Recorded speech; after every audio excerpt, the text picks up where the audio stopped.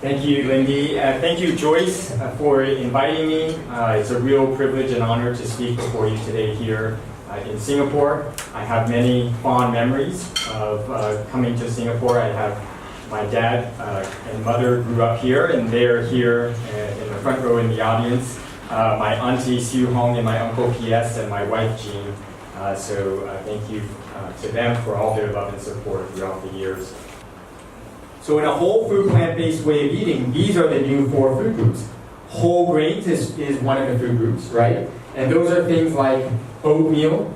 So one of my favorite breakfasts is steel-cut oatmeal. Things like what I just had, I had a delicious lunch so brown rice is a whole grain, okay? That is a real food. Buckwheat, barley, quinoa. Raise your hand if you've ever had quinoa. Okay, so you all know. Quinoa is considered a super grain. It's high in protein, a lot of antioxidants, a wonderful grain to eat. Fruits, all size, shapes, varieties, colors. I'm going to have more to say about fruits later because we're going to talk a little bit about diabetes. And I want to clear up some misconceptions that some people may have around fruit.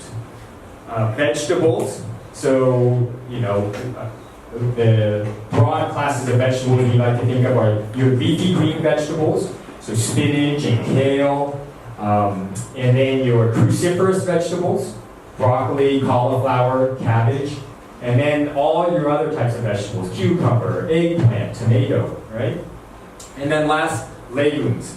And legumes are beans, peas, lentils, edamame, right? So tofu, if you think about it, comes from edamame, is actually made from a legume. And this is a wonderful, very important category of food to make sure that you're enjoying. So these are just some of the types of meals. So this is a typical breakfast that I'll eat: a steel-cut oatmeal with blueberries, bananas, and a small amount of walnuts. So nuts and seeds are very much part of a plant-based diet, but the problem with nuts and seeds is they're very calorically dense, and people tend to eat a lot of them.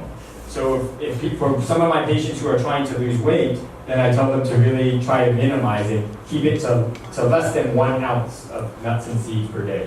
Okay. Lots of salads. So I recommend a blend of both a combination of raw vegetables and cooked vegetables.